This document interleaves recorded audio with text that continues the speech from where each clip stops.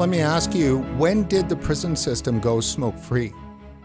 It was November, St Andrew's Day, so the 30th of November 2018. So it's actually been quite recent. Yeah, in the last 4 years, when we subtract the COVID years, which everybody feels are relatively lost years, it does still feel relatively recent, yeah. So what percentage of prisoners smoked before the implementation? On all of the studies we conducted, it was always well above 80% would say they smoke tobacco products, yeah. Now, smoking, at least in my mind, I guess just from watching movies, really shows that smoking is ingrained in prison culture, is it not? Yeah, it was always used as a currency, if you like, as well in prisons. And it was always a fundamental part of prison life in terms of, I suppose, its coping mechanisms as well. People turn to whatever. Being a non-smoker, I don't really have a connection to what it gave you, but people obviously feel it was a crutch they could lean on when they were in prison at stressful times. So let me ask you, what, if any, were the operational difficulties in going smoke-free? I think that we're all assumed that this would be a very difficult step for us. It would be something that would cause great angst, and you could have some, as we said, operational issues to deal with, prisoner unrest.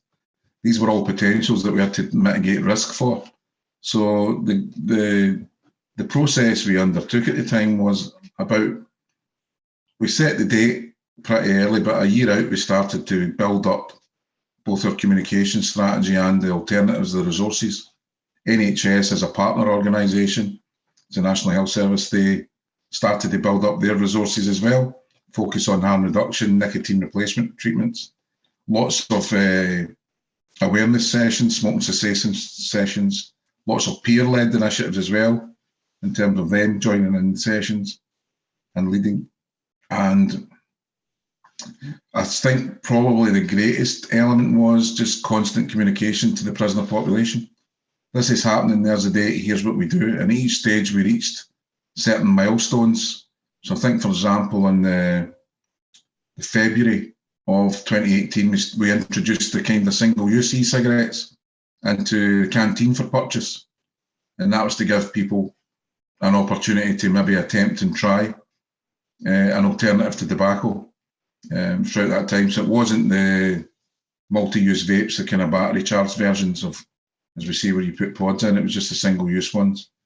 They weren't overly popular at all. People had to pay for them. They were relatively expensive.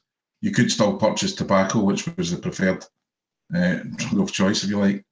And in terms of the nicotine replacement processes from NHS, there was a couple of options, and some were more palatable than others, with patches or gum.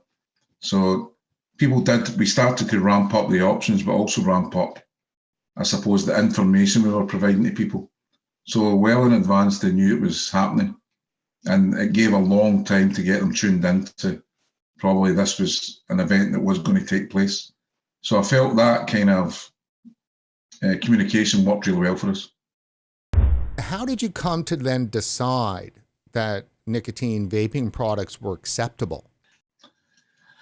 I think for us, it was the best of the alternative options for people who would make conscious choices. So what we have always believed in Scotland, in terms of our approach, is we believed in the responsible individual, that people will make their own choices. So if we can lead a person towards a less harmful choice, it's a positive step. So we always felt the evidence we had at the time was this was definitely unequivocally a less harmful choice than tobacco products, not just for the prison population, but more importantly at the time, for our staff. It does make the prison a healthier place because we're not all breathing in secondhand smoke. So I think for us, prison governors, prison leaders, prison managers, and prison staff, it has been an excellent game changer for us in terms of our health. So you've got to think almost by default that it's a game changer for prisoners' health, even if they're only in 6 months, it's 6 months without tobacco. If they're in a couple of years, then it's that whole period of time in prison without tobacco, and they still get a lot of access to smoke cessation processes, to health improvement initiatives as well. Sounds like tobacco harm reduction in action. Yeah.